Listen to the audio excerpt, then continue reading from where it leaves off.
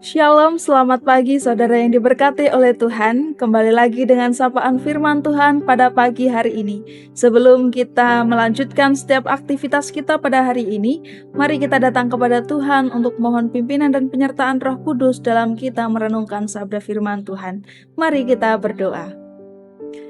Tuhan Allah Bapa kami yang bertahta dalam kerajaan surga yang mulia. Pada pagi hari ini Tuhan, kami datang menghampiri tahta-Mu yang kudus, mengucap syukur untuk setiap kasih anugerah yang boleh kami rasakan pada pagi hari ini. Kami bersyukur karena kami memiliki Allah yang seperti Engkau, yang kasih-Nya sungguh tidak pernah berubah dalam kehidupan kami. Roh Kudus kiranya memampukan kami di dalam kami merenungkan firman-Mu pada pagi hari ini, yang menjadi dasar dan jangkar dalam hidup kami di sepanjang hari ini. Terima kasih Tuhan, terima kasih, berfirman-Lah kepada setiap kami karena kami siap untuk mendengarkan.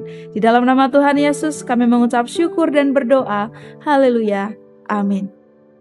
Firman Tuhan pada pagi hari ini terambil dari Amsal pasal 18 ayat 21 dan Yakobus 3 ayat 5 hingga ayat yang ke-6. Dengan tema hati-hati gunakan mulutmu.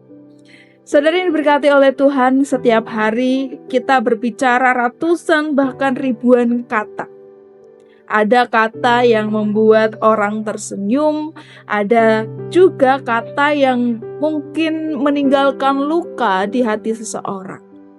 Nah, firman Tuhan mengingatkan kita di dalam Amsal pasal 18 ayat 21. Demikian firman Tuhan, hidup dan mati dikuasai oleh lidah. Siapa suka menggemakannya akan memakan buahnya. Amin. Ayat ini menegaskan bahwa perkataan kita itu memiliki kuasa. Sekali lagi, perkataan kita itu memiliki kuasa. Bisa membawa kehidupan atau membawa kematian bagi orang lain. Kata-kata yang keluar dari mulut kita bukan sekedar bunyi saja, tetapi itu adalah benih yang akan tumbuh menjadi sebuah hasil. Hasil baik atau hasil buruk. Bayangkan saja, misalnya ada seseorang yang sedang bersedih, sedang berduka, kemudian kita mengucapkan kata-kata yang memberikan penghiburan, seseorang itu akan terberkati. Hatinya bisa kembali dikuatkan. Tetapi sebaliknya, jika satu kata kasar yang keluar itu bisa menghancurkan semangat seseorang yang pada saat itu mengalami sebuah kelemahan ataupun kesedihan. Itulah sebabnya Tuhan mengingatkan kita untuk kita berhati-hati dalam berbicara. Di dalam Yakobus pasal 3 ayat 5 sampai ayat yang ke-6 tertulis demikian.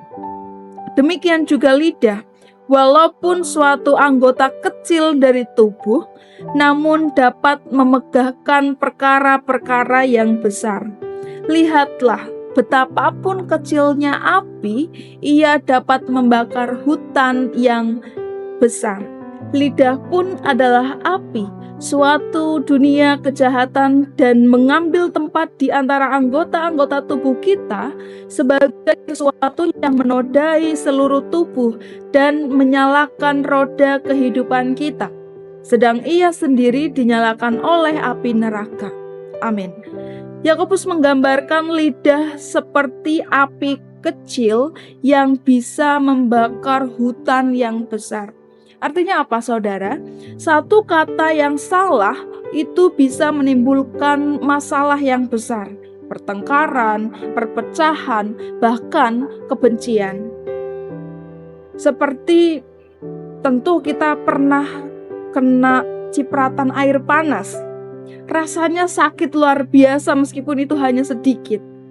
Begitu juga dengan kata-kata yang menyakitkan. Mungkin hanya satu kata ataupun hanya beberapa detik saja diucapkan, tetapi itu bisa meninggalkan luka yang lama sembuhnya.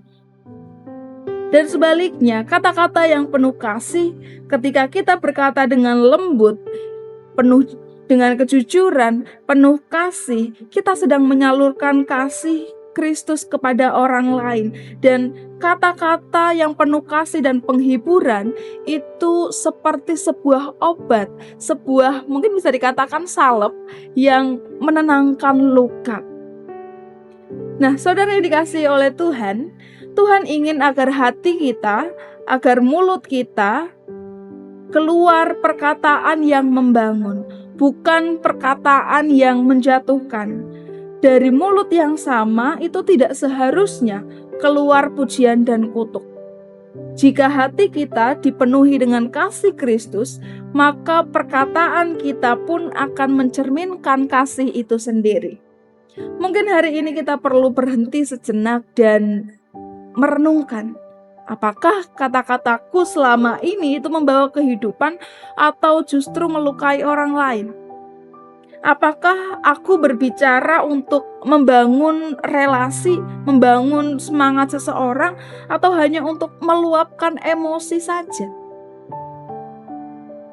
Kita tidak bisa menarik setiap perkataan kita kembali.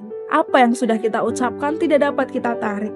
Tetapi kita bisa mulai belajar untuk lebih berhati-hati sebelum kita berbicara. Mintalah hikmat dari Tuhan agar setiap perkataan kita itu menjadi saluran berkat Tuhan, bukan sumber luka bagi orang lain. Mulailah dari hal kecil. Misalnya mengucapkan terima kasih, mengucapkan maaf dengan ketulusan hati, atau memberikan pujian yang sederhana kepada orang lain. Amin. Kita berdoa.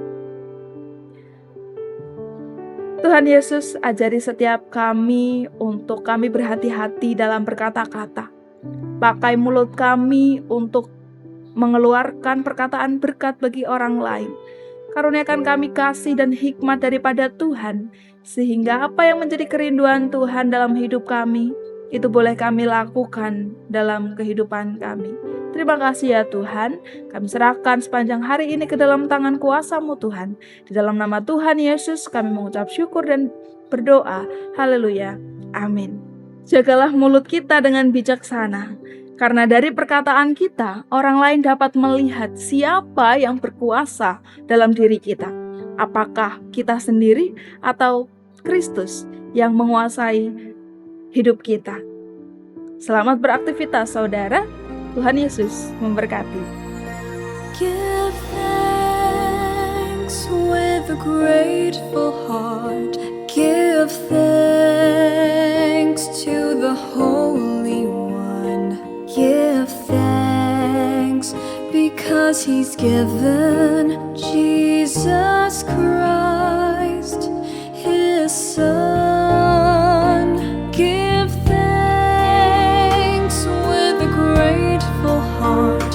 Give thanks to the Holy One. Give thanks because He's given Jesus Christ.